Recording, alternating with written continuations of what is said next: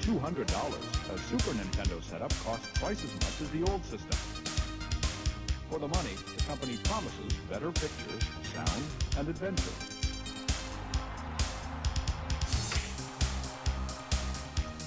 Now you're playing with power, superpower. You're the king, I tell you! The king! Only for Super NES.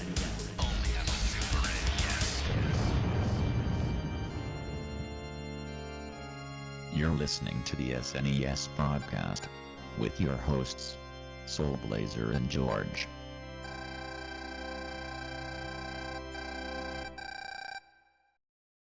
Hello, welcome to Super NES podcast, episode number 119 this time. I am Greg, one of the co-hosts, joined by my other co-host, George.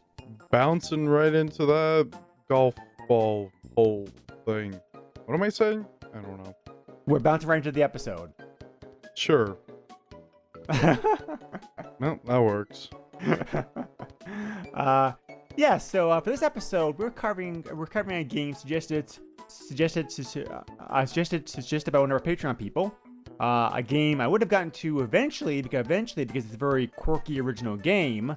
But I've not played until by this podcast.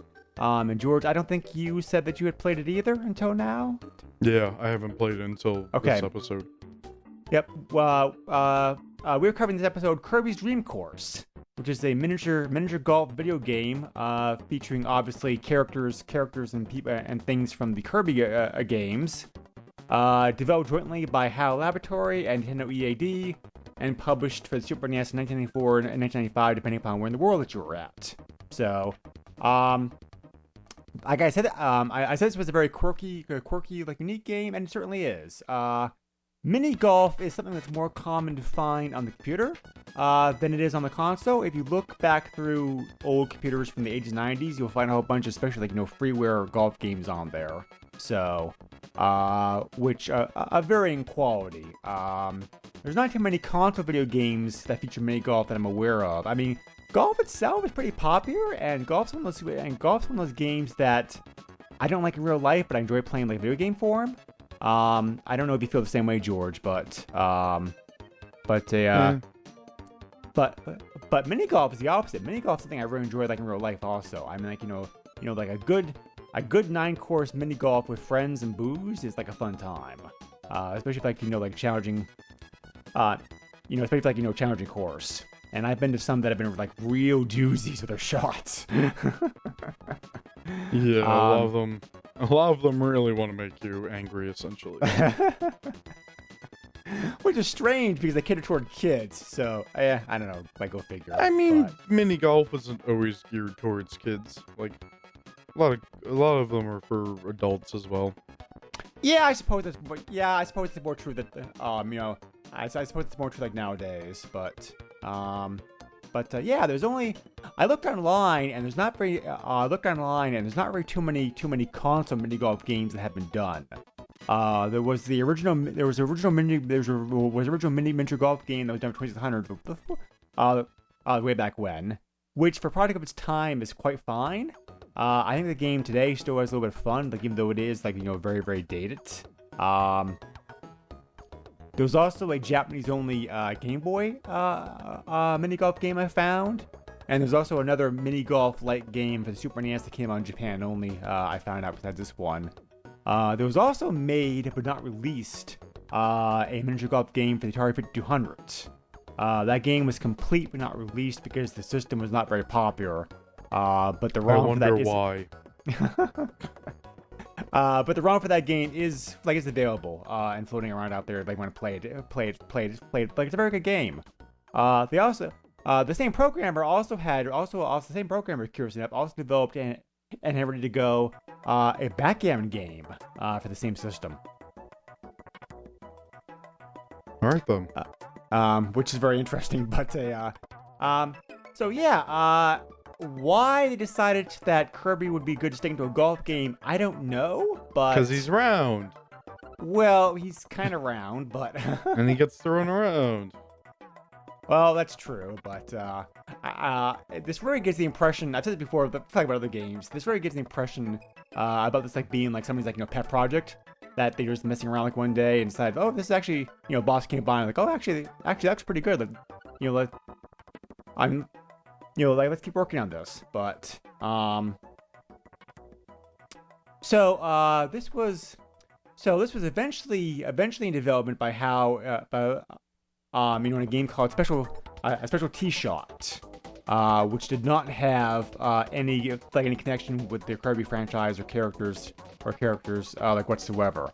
That version of the game did eventually get released for the Japanese-only Satellaview add-on for the system. We talked about that before in the past. Yep. That was that online cable-based hardware upgrade cable service for the Super NES. So it was halfway through the game when people realized, this might work pretty well with it was being like a Kirby game. So the game got like retooled up at that point. Had a working title of Kirby's T-Shot, which I found settled like the final name of Kirby's Dream Course. Which is a pretty good name. Well, I think it is. There is a story in the manual in the manual that's pretty typical for the other Kirby games, where Kirby and his friends are off to defeat their enemies.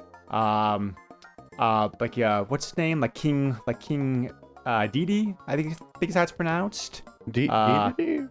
Is that what it is? Yeah. Something. Yeah. Yep. The big bad boss guy like in the other Kirby games. So he stole the stars, and Kirby's on a quest to go get them back. And each course has a star that he can take back until he finally reaches the final end and to face the king in battle. So story is very typical of the other Kirby games in that sense. Dream Course kind of makes sense in the fact that you're kind of thinking this is being a dream. It's not. He's fully awake, but Dream Course does kind of work for a title. But the way that Kirby this goes, is his a dream course. This is his mini golf course that he's always wanted. I suppose that would work. So he decides to go about it. So this time though, instead of using his usual tricks of sucking up enemies to gain their powers and whatnot, he decides to, he decides to defeat them by playing mini golf. So okay, but that's how I defeat my enemies too.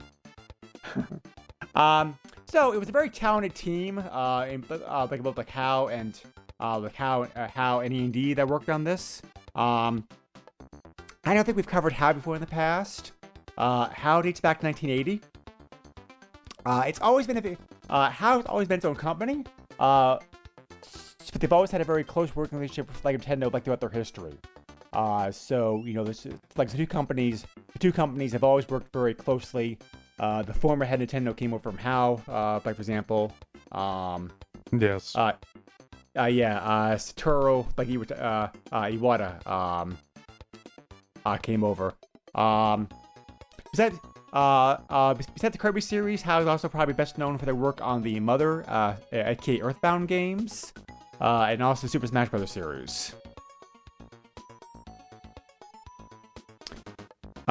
They've only developed games for Nintendo systems. Mostly developed games for Nintendo system. They back in the old days, in the 80s, they did publish some games for the computers. The MSX, the Apple II, the Commodore systems, etc. But who didn't put games out for the MSX over there though? Pretty much everybody did, but some very good companies. But the MSX was very well supported, so it's very good companies. The good companies and good teams work on the system. Konami, Capcom, Namco. They all had top-notch games on that system. Yeah, the MSX was amazing, especially for games. The original Metal Gear, for example, came on the system. The version we got over here on the NES was quite changed. But, yeah. I mean, it's still a good game, but playing it now, you're like, wow, they changed a lot of stuff.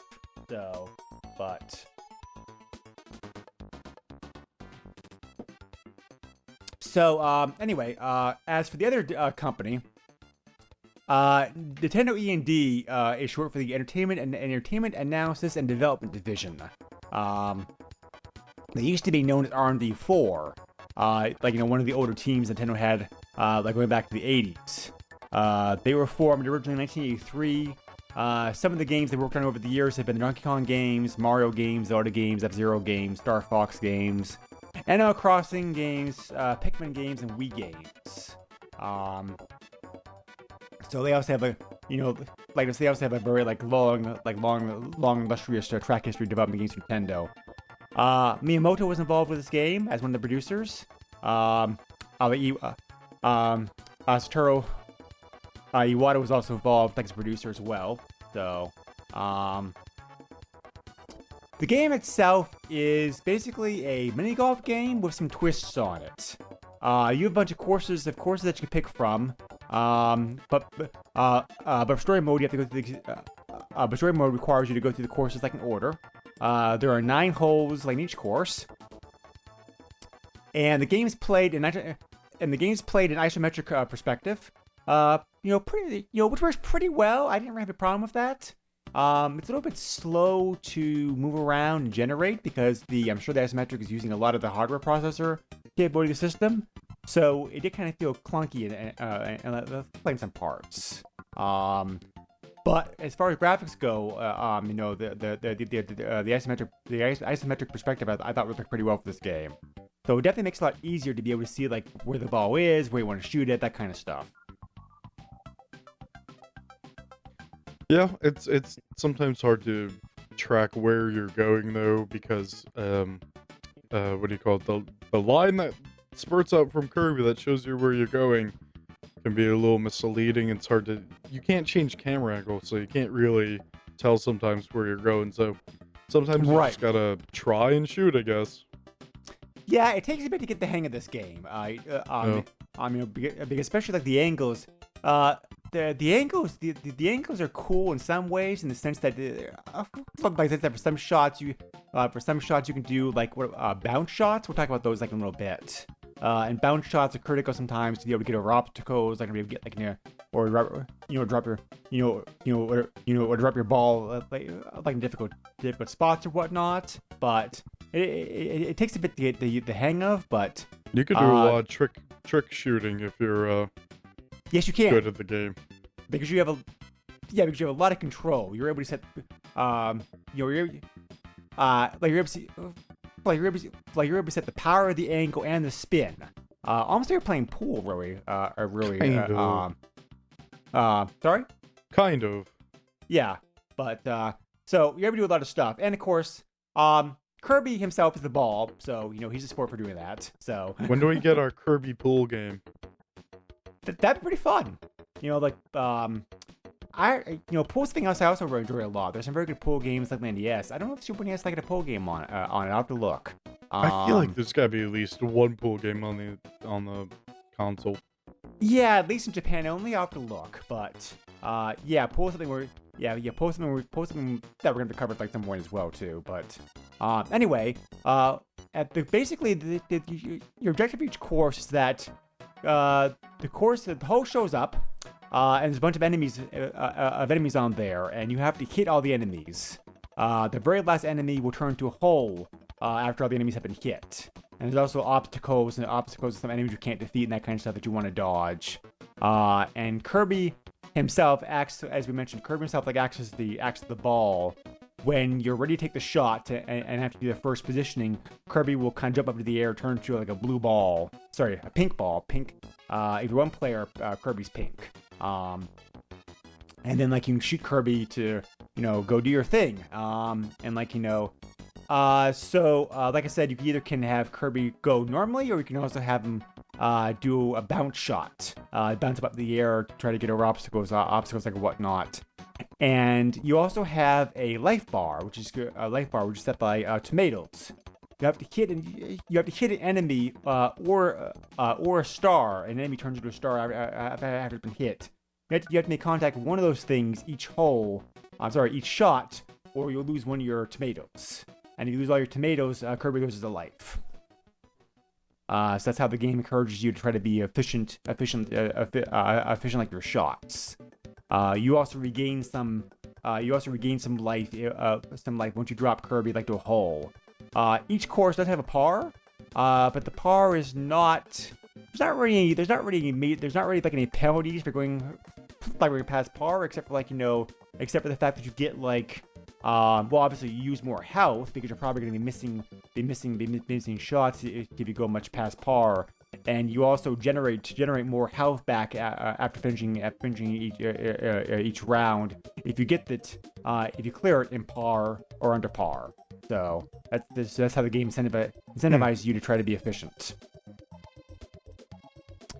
So as George mentioned, you can't move the camera. You can move around on the screen. You can use the L and R shoulder buttons to move the camera around to take in the entire course. But you can't change the camera angle. You're fixed upon the camera angle that the game, has for you. So, and like Kirby games, Kirby can also pick up power-ups every now and then.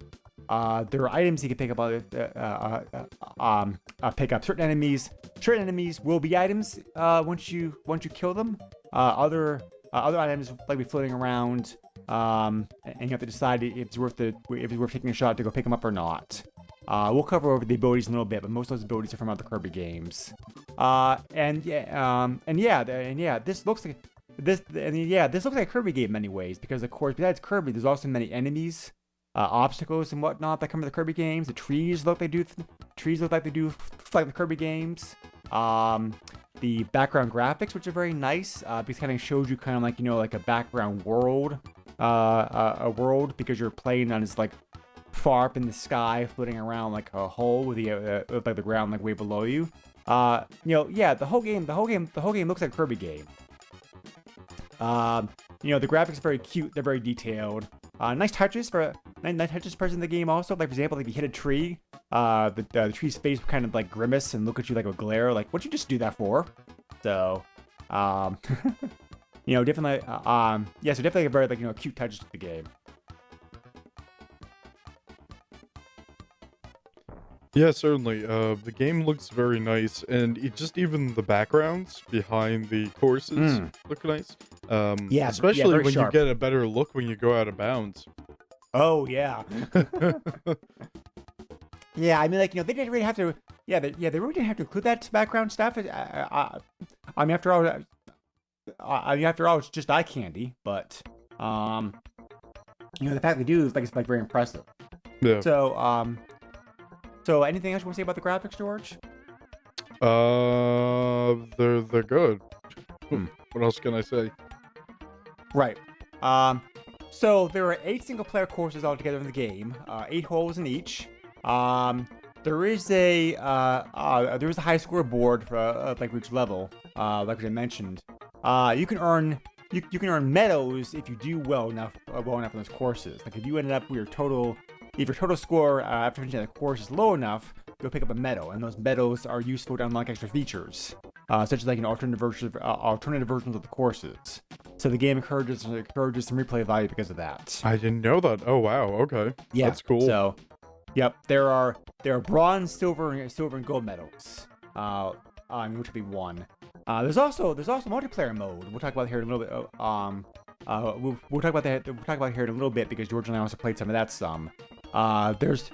There are 4 courses available multiplayer mode.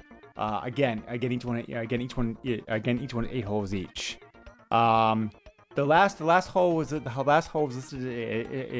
as the boss hole, and features the king and a large machine who's always moving toward Kirby while deploying small versions of himself. So you really have to shoot quickly in that hole, because otherwise he will get you he will catch up to you and kill you if you take too long. You're ready to be efficient with your shots. It's also possible, as George mentioned before, to lose a life if you shoot out of bounds by accident. And you can also lose a life if you lose all your health, like that stage. I mean, you lose a life if you shoot out of bounds on purpose, as well. Well, that too, but you try not to do that. So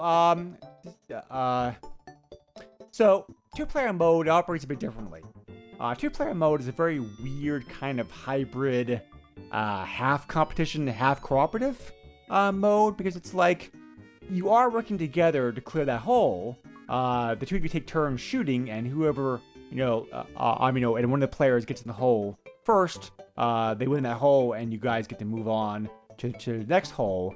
But you can also bump one another like out of the way if you hit the other player, which can be advantageous sometimes depending on what you're trying to do. So Yeah. you also get extra points,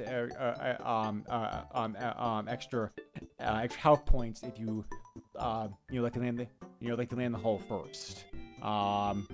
And if you and if the other player hits you with an ability, we'll talk about the abilities here in like a moment. You also lose some health. So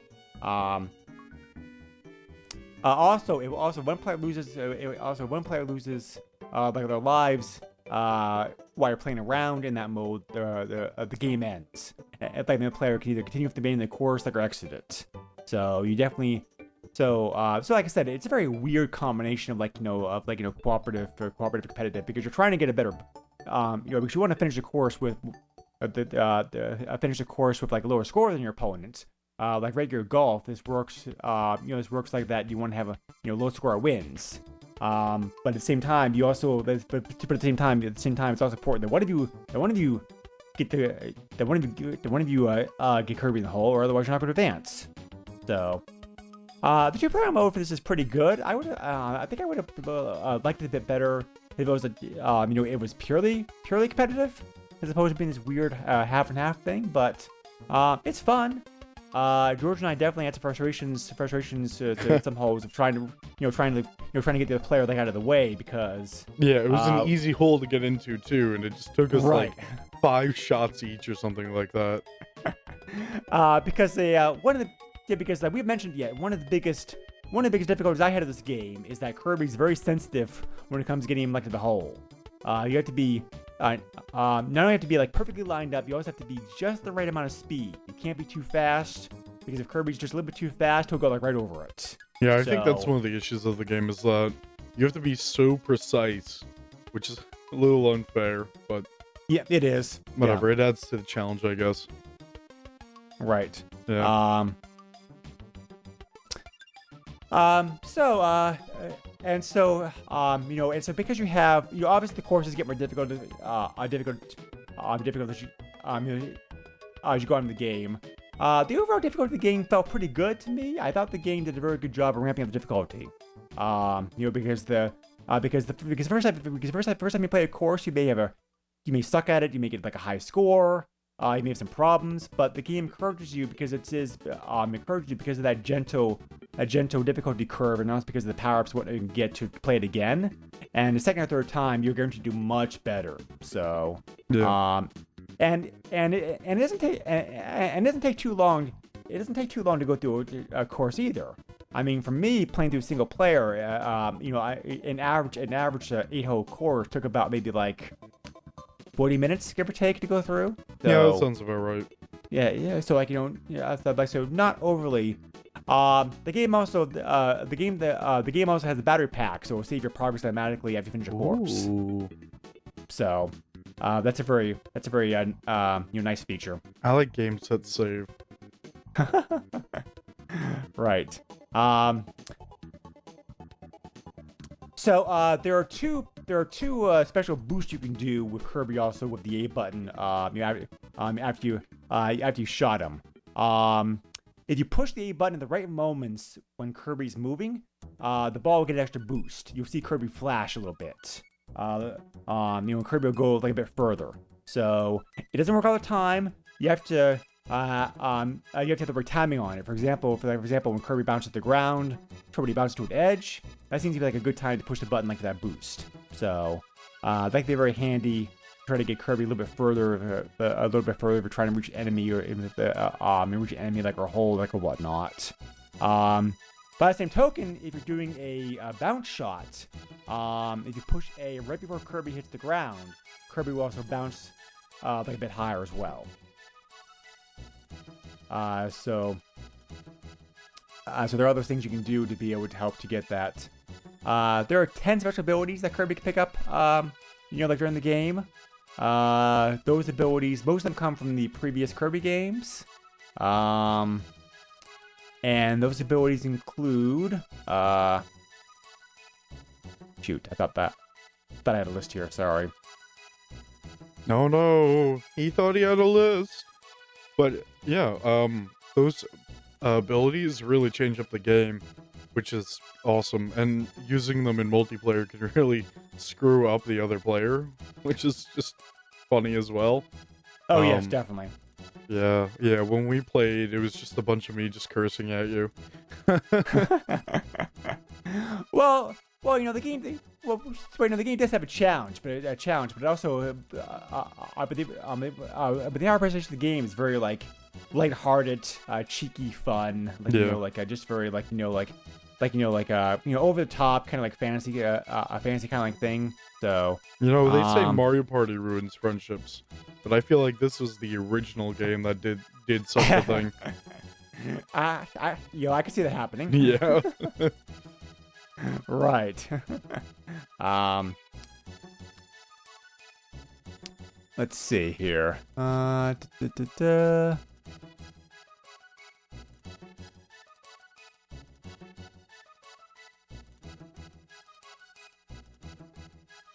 No, that's annoying.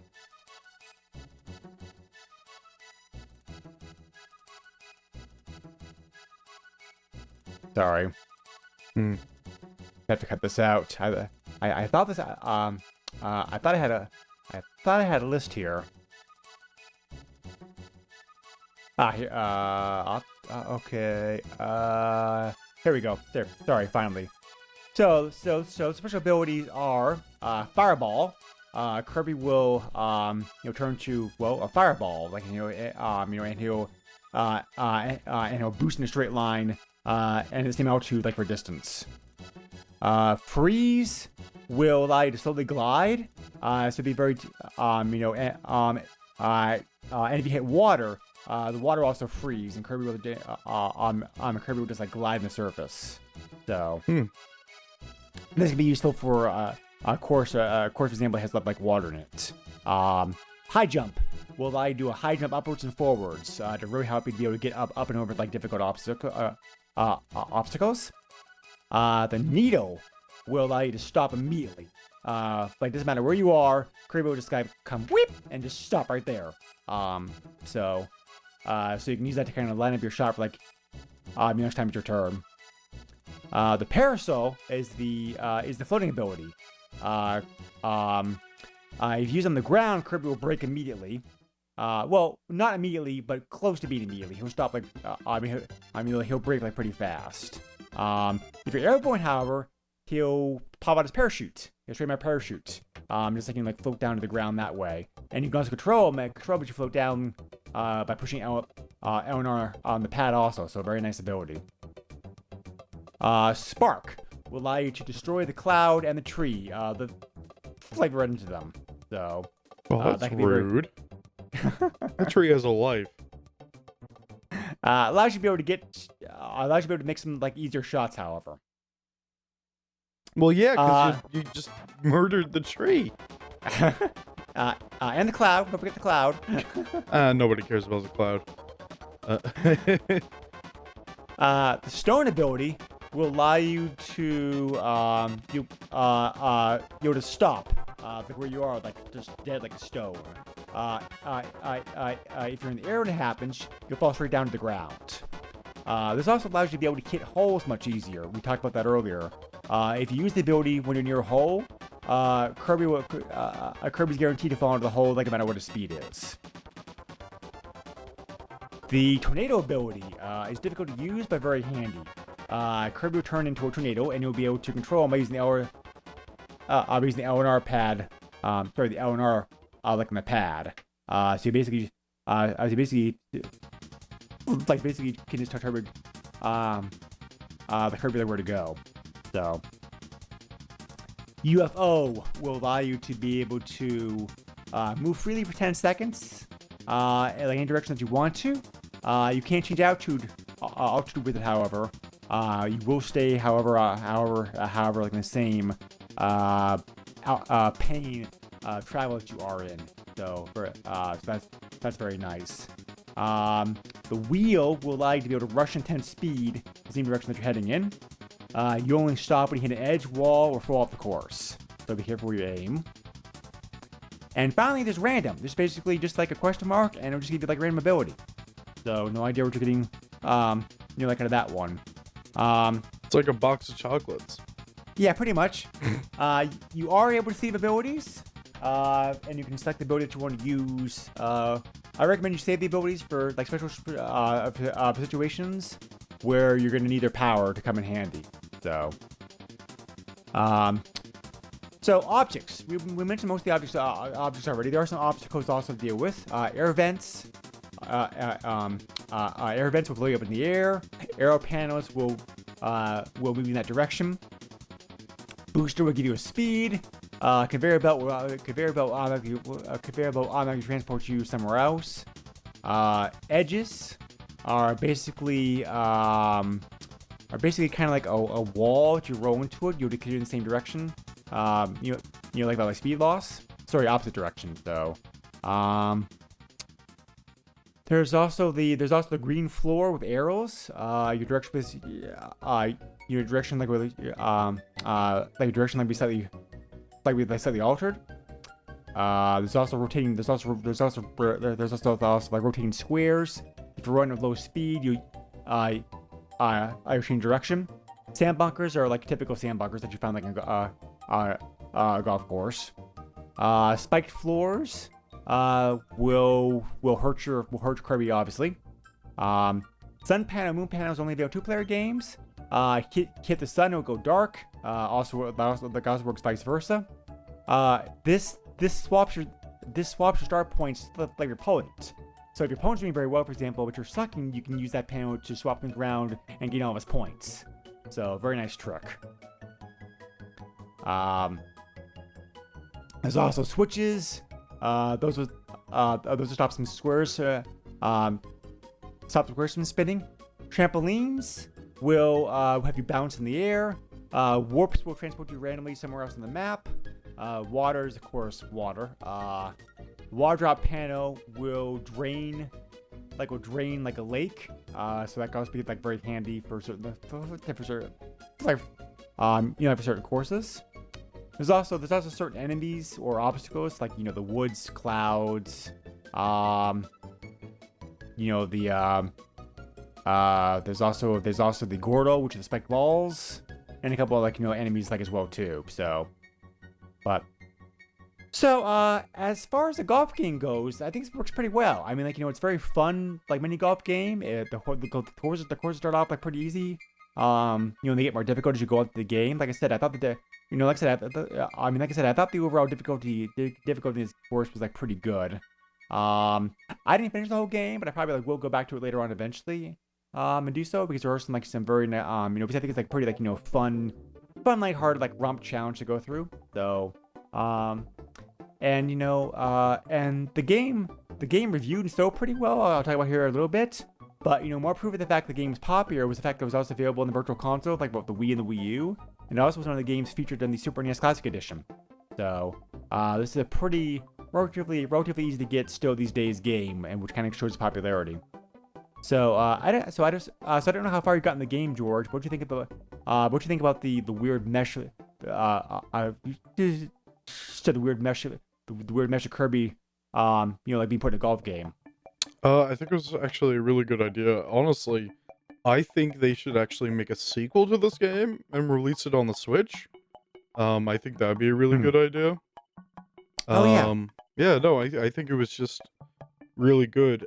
Maybe needs a little tweaking with a couple of things, but otherwise, well made and just generally a good idea. This is the era where everybody tried doing different things compared to, oh, that guy's doing that and they're making money, let's do that too. So you can definitely tell it almost feels like some kind of weird passion project for somebody with this game. That's what I said. Yeah, right. Yeah, yes, I said that's what I said. It definitely feels like it started off something pet project, but but the fact, but the game just started out life is like I said, like I mentioned before, as just a regular, just a regular mini golf game. They didn't get the idea to drop Kirby into it until like halfway through the project. Right. So, why they thought of Kirby, I don't know, but because he looks like a ball. I guess I never thought of I've always thought of him I've always thought of him as looking more like a marshmallow to me, but that's just me. I hate to break it to you, but marshmallows are like a white cylinder, Greg. Okay, a pink marshmallow. Still a cylinder. You better watch what you eat. Kirby might have swallowed a marshmallow and he turned into one. That's true, yeah. Yeah. It's too bad this game doesn't have that second ability, though. That'd be pretty cool. That's the only one thing in this game. I think that's kind of replaced with the, what do you call it? Picking up abilities from certain enemies and whatnot. Yeah, I suppose you're right. But I mean, they still had to find a way for it to work, to work in the context of like a golf game. So, yeah, when the game came out, it was reviewed and sold pretty well. The reviews of the game pretty much just featured the same stuff we already talked about. IGN gave it a IGN reviewed it as mentioned the score, but but they called it a quirky, goofy, but all-around satisfying game to play, which I agree with. Yeah. Because it certainly is quirky. Because it definitely is quirky. Nintendo Life gave it I'll give it an 8 out of 10.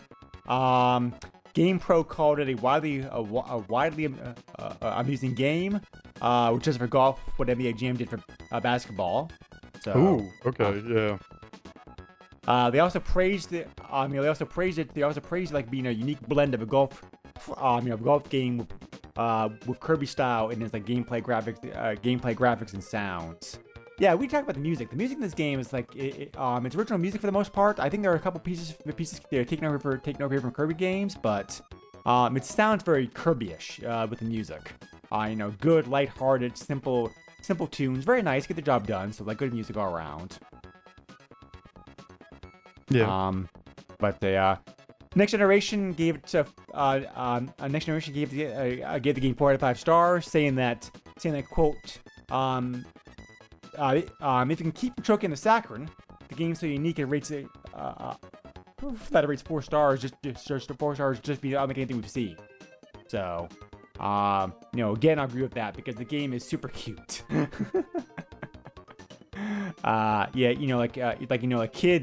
Kids, I'm sure love the game when it came out, and it's probably still very popular kiddie game today. So. Yeah, maybe they should just re-release it or something. Well, it did. Like I mentioned before, it's available on the Virtual Console. It's also It's also on the it's also on the Classic Edition. Right, but it's not on the Switch. No, but we do like your idea, like it being we do like your idea, like if it being a sequel. Yeah. But they have that much of Kirby. Oh, I'm sorry. I wasn't sure. I was curious to see what's going on with the Kirby franchise. No, they're still making games. Yeah, they released one recently on the Switch. Yep, Kirby's Extra Epic Yarn. Yam? Kirby turns into yams. And you must feed people. That is not a good title. Try saying that one 10 times fast, but I'd rather not. That game just came out about 6 weeks ago. Yep. As of this recording. As of recording, yes, March 8th up to 2019. So, but and then there was the last major game for that was a game for the Switch called Kirby Star Allies from a year ago. So, one of the best-selling games on the Switch so far, according to this. Really, I didn't even know that. Yeah, that's really cool. So anyway, we mentioned before that there are extra courses. If you want to get the extra courses in one-player mode, you have to get a silver or gold medal for every normal course. That will unlock the special hidden side of that same course, which is basically different holes like more difficult, that kind of stuff. So like so like I mentioned before, there's actually some there's actually some good like replay value with like this game. So for 2-player courses, you can courses so you can unlock those just by getting a medal a medal in every course. It doesn't matter it doesn't matter what medal that it is. So if you want to do a map select mode to be able to go to any course you want to, you have to get a gold medal like in every course. If you want to do a map select for normal courses, you have to get a silver or gold medal like in every extra course. Oh. So, and if you want to unlock the sound test here on the title screen, you have to get a medal like in every extra course. So, to gain an extra life, so to gain extra life for the game, just make a hole 1. I say just because it's not that's not easy to do, but it's like pretty direct. At least early in the game, you should be able to be you should be good enough to be able to good enough to be able to get like 1 or 2 hole 1s. So right. You also prompted at the start of the game to make your name, which you have like a cool touch. We can talk about that. You can draw your name basically. Start the game. There's a small pad the game gives you with like paper and pencil, and you're able to draw like what you want your name to be, which is a nice touch. Yeah, you could draw a picture, or you're right. There's also a few stamps in there. Right. You can change your name anytime you want to by going to the member screen, highlighting the file that you want to change, and push the L, R, and E buttons all at the same time. There's also one other hidden mode in the game, dance select. What? Which you can unlock by getting a silver or gold medal on a silver or gold medal like on the extra courses. Dance select lets you view any like all Kirby's victory dances basically. Kirby would do a victory dance when he finishes like every hole. And that this mode will allow you to see all of them.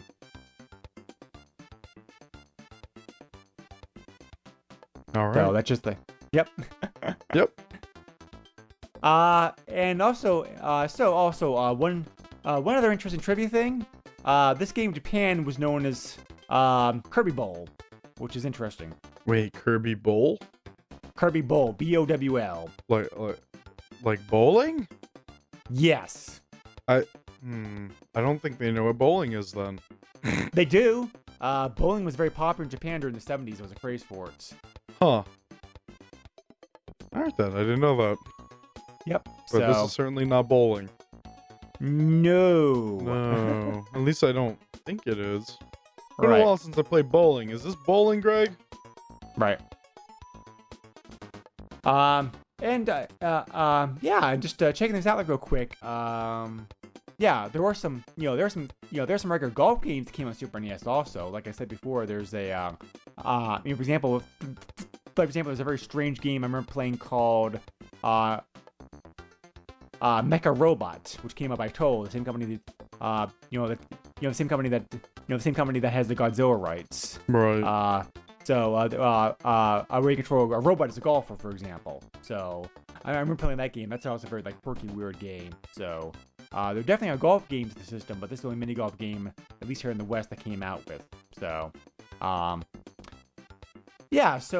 that's pretty much the whole game in a nutshell. It showed us very well today. The game rankings currently gives it an average currently gives it an aggregate score of 77%, which is pretty good for like a niche game like this, I think. So, you already mentioned most of your likes and dislikes with this game, George. Do you have anything else general terms you want to say about it? Nope, I'm just terrible at this game. It can be hard at first, yes. Yeah. But the game keeps you coming back for more because I think that the challenge, like I said, the challenge I think ramps pretty well. We were like, okay, I know I must appear in this on this course. I need to shoot here or do that first, to be able to advance next time. So, the game does a very good job of educating you as you play the game as how to get better at it. Right. So, which always the mark of a good game. So, I appreciate that. I do like Um, me a good game. So this is a pretty common game on eBay. 64 copies currently listed on there. There's 7 copies that recently sold. Prices vary wildly all over the place, but they start off at a pretty decent price. These prices include shipping. Card only in this game ran anywhere from $12.50 to $50. So like I said, they can a very wide range of prices here for this game. So CIB also is the same story. $29 to $29.50 all the way up to all the way up to $70. Oh wow. Okay. So yeah, I mean $12.50 definitely worth it, I think. So there was also there were no sealed copies of the game that sold recently. There is somebody, however, up there who's listing a sealed copy as of right now, as of recording this podcast though. He's trying to get $4.80 for it. Yeah. Well, good luck to him. He may sell it. I mean, somebody may eventually Somebody who's snap crazy enough to buy it. Yeah. Yeah. So I mean, the fact this game was included on the Classic Edition just kind of proves how popular the game store is today. So, because they only had so many games put on there, so they decided to give. They obviously felt this game was good enough to be able to to have it on here. Have you I don't know how familiar you are with the Kirby series. You are, George. Have you played have you played any of the pinball games? No. There are two pinball spin-off games. Kirby's Pinball Land and Tilt and Tumble. Which platforms are they on? Pinball Land came out for the Game Boy. Okay. And Tilt and Tumble came out for the Game Boy Color. Oh, okay. Which makes sense. I mean, golf games work well in handheld. So, I'm sorry, pinball games. Pinball work well in games. handheld. Well, golf's not bad for handheld either. Actually. Isn't Tilt and Tumble? Isn't that the one that has the sensor? It does. You have to actually move the Game Boy. Yes, Ooh. it does. Right. So, you have to actually tilt the Game Boy to have the to move Kirby in the direction that you want him to go to. Right. So, but it does. Curiously enough, side note here, just real quick, since I have it out, using the article up, the game does work. Tilt and Tumble does work fine on a Game Boy Advance. However, because of the way they're designed, there are some problems playing. There are some problems playing the game, like both the Game Boy Advance SP, and also the Game Boy Player. Well, yeah, because if you put it in the Game Boy Player, you're tilting your GameCube, which I guess you'd be crazy if you did that. But yeah, if you're playing it in Game Boy Advance is fine, but if you're playing it in a Game Boy Advance SP, right?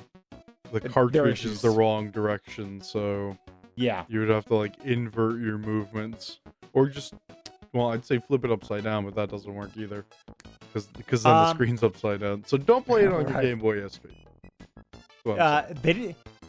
They did find a way, however, to make it work on it. They did find, however, a way to make it work like an SP. If you have a Game Boy Color Game Shark Pro, you can put the game into that, and then put that into the F-Boy. Then put that like the SP, and it works fine. Oh, that's cool. I didn't know that. Yeah. Oh. But anyway, so yeah, I'm sure we'll be going back to Kirby at some point. There are a number of Kirby games that came out of Super NES, for example. So I'm sure we are going to revisit the adventures of little cute pink puffball at some point. Yep. Yeah. So fun game. I'm glad somebody picked it. Yeah. So I'm glad somebody. I'm glad somebody picked that for us because one of those games I always wanted to play but never got around to. So, yeah, I'm glad I got around to playing this game. Yeah, and it's pretty fun 2-player mode too. I think 2-player has some. I think 2-player has some issues, but it's not. It's not perfect, but it's still pretty good. No, right. It's not Those issues really not. Those issues really not. They're really not like the detriment to the overall game. So, Right. But anyway, so yeah. As other reviewers mentioned, the game is super sweet and cute. So almost the point that we want to gag on it, but yeah, it's a very well designed, brightly animated, colorful game. Despite the problems the original had of the game, such as the difficulty of trying to line up a shot, and also how touchy Kirby is trying to go in the hole. Those problems do not those problems do not make the game unplayable. Unfun to the point of being like unplayable though. So, Yeah. But anyway, so yeah, nice game. Glad I finally get around to playing it. Did you ever pick up a Super NES Classic Edition, by the way, George? I don't have the money for it. I would like to, but I just don't have the money. Yeah, same here. I'll get one eventually. They don't seem to be. Last time I looked, they don't seem to be as sculpt quite as high as the NES one was going for. So, I hope being able to get one up eventually. I think more were in production than the NES Classic. Not 100% sure on that. I think you're right. Yeah. So, but anyway, so that's our game for this week. We want to thank thank you very much for taking the time to listen to it. We always appreciate it. If you have any questions, comments, feedback, etc., please feel free to check us on our Facebook page. You can also send me an email if you want to at the SNES podcast at yahoo.com. We also have a Patreon. We can also located at www.patreon.com/SNES podcast. We can also support us for as little as $1 a month and get some cool benefits such as like getting your name shouted out on the podcast, being able to dictate the game for us, or like early access. At this point, I want to give shout out to our members who are supporting us that way. With Chad, Daniel, Richard, and Sven. Thank you very much. Thank you for your support, guys. Appreciate it a lot. George, if listeners so inclined, where can they reach? How do they contact you? Oh boy, if you use Twitter, you can do that. You can contact me there. My handle, or whatever you want to call it, is @_Derpkin_. So that is @_DERPKITTEN_. And that's about it. Okay. So, George's pick for the podcast next time. What game did you pick for us to cover in the next episode, George? Well, I didn't know what to do next, and you were like, "Why don't we do this game?" And I was like, "Okay, so we're doing Final Fight." Yeah, I kind of offered a suggestion, so Yeah. kind of a hybrid pick for us then, but No worries. Final Fight's a game. Final Fight's a game I really enjoyed. I really enjoyed back in the arcades, and it's also a game I really enjoyed when it first came up with Super NES. Right. I've not come back to it in a long time, so I'm curious to see how it holds up. Yeah, let's see how it is. So, okay. Many thanks for supporting the podcast as always. We always appreciate your support. Check us out also on iTunes if you're so inclined. Give us a review if you want to. By all means, feel free to give us suggestions for games to cover in the future. But we're more than glad to do so. We have a list already, but no reason we can't add on to it. So, thank you again very much. And go out there and play some mini golf. It's a fun game. Yeah, and then throw the balls into the hole. That's the even better game. I suppose so, but That's what happens when you've had too many beers. That's true. Yes. Hey, what if we throw the balls into the hole? That's a good way to get tossed out of the course. I mean, unless they don't have any business. That's true too. Mini golf places are starting to lose a decent amount of business nowadays. Depending on where they're located at, yes, I'll agree with that. Yeah. But anyway, thanks again, everybody. And we'll talk to you again soon. Bye. Take care. Nintendo controls 80% of the video market. But no matter how you play the game, or which game you play, things definitely have come a long way since Pac-Man. Now you're playing with power. People power.